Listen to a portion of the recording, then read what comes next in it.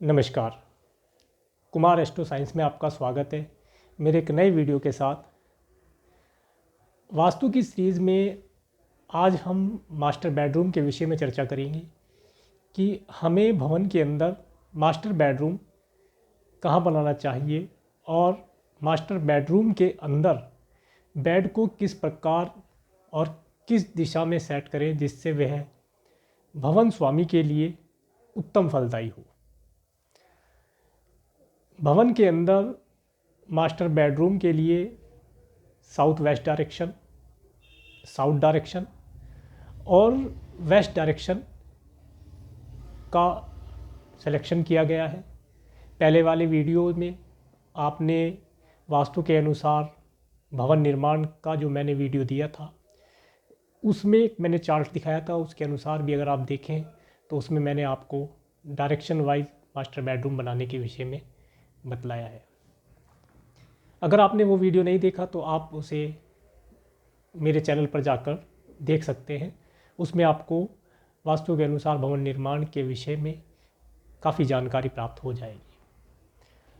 Master bedroom बनाने के बाद सबसे पहली बात आती है कि भवन स्वामी का बेड मास्टर बेडरूम में किस डायरेक्शन में लगाया जाए जिससे कि वह भवन स्वामी को रिलैक्स प्रदान करे और उन्नति प्रदान करे।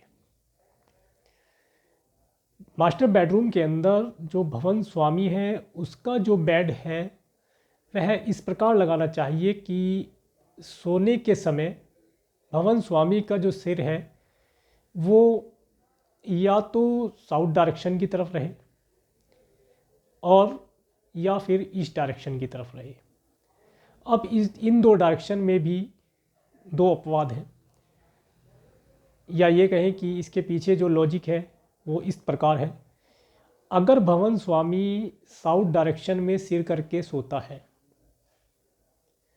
तो जो हमारी अर्थ के अंदर साउथ और नॉर्थ पोल है और इसी तरह हमारी बॉडी के अंदर जो नॉर्थ और साउथ पोल है उसके अनुसार अगर हम एस मने साउथ और एस मने सिर इस तरह से जोड़ते हैं कि सिर को अगर साउथ पे रखते हैं और पैरों को नॉर्थ पर रखते हैं तो वे हमारी बॉडी को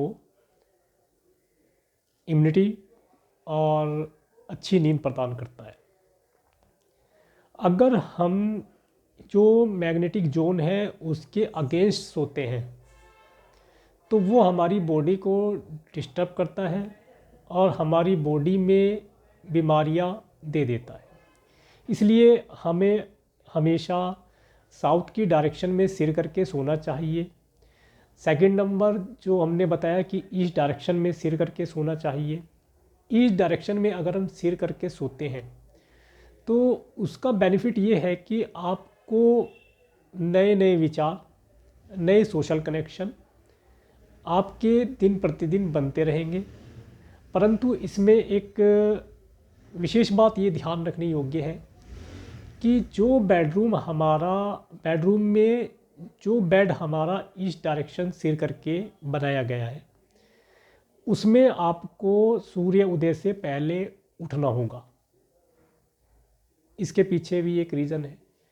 अगर आपने अपना बेड ईस्ट डायरेक्शन में करके लगाया है और आप सूर्य उदय के पश्चात बेड को छोड़ते हैं तो इस केस में सूर्य देवता आपसे नाराज़ हो जाते हैं और आपके मान सम्मान, सरकारी कार्यों में, पब्लिक रिलेशन में, इन सभी चीज़ों में वे विघ्न उत्पन्न कर देते हैं, या ये कहें कि इन चीज़ों का आपको बेस्ट रिजल्ट नहीं प्राप्त होता।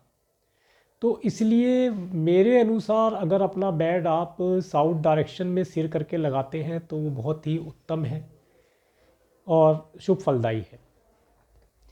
साथ ही हमें अपने बेडरूम के अंदर पीने का पानी थोड़ी मात्रा में अपने सिर से दूरी पर रखना चाहिए, कुछ दूरी पर रखकर सोना चाहिए और पीने के पानी को हमेशा ढककर रखना चाहिए।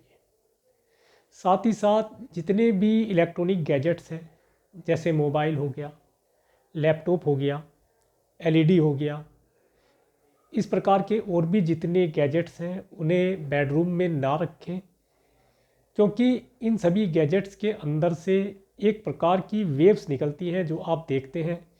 वे वेव्स जो हैं हमें एक अच्छी नींद प्राप्त करने में दिक्कत प्रदान करती हैं, जिसकी वजह से हम एक अच्छी नींद नहीं ले पाते। अगर हमें इन चीज़ों को रखना ही है, मजबूरी बन जाती है कि जी हम मोबाइल के बिना रूम में नहीं सो सकते, तो इस केस में हम ये कर सकते हैं कि जो भी इलेक्ट्रॉनिक गैजेट्स हैं उसे आप अपने सर से कम 2 मीटर की दूरी पर रखें।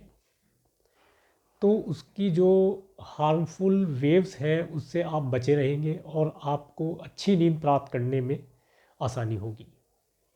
क्योंकि मनुष्य सारे दिन मेहनत करने के पश्चात शाम को अपने घर जाता है, घर में वो अपने बेडरूम में रिलैक्स के लिए, एक अच्छी नींद के लिए जाता है। तो अगर उसे वहाँ पर एक अच्छी नींद प्राप्त होती है तो वो अगले दिन सुबह उठकर अपनी जॉब पर, अपने बिजनेस प्लेस पर, अपने कार्य क्षेत्र पर फ्रेश तौर पर जाता है और ज़्यादा एनर्जी के साथ वर्क करता है और खुशी प्राप्त करता है।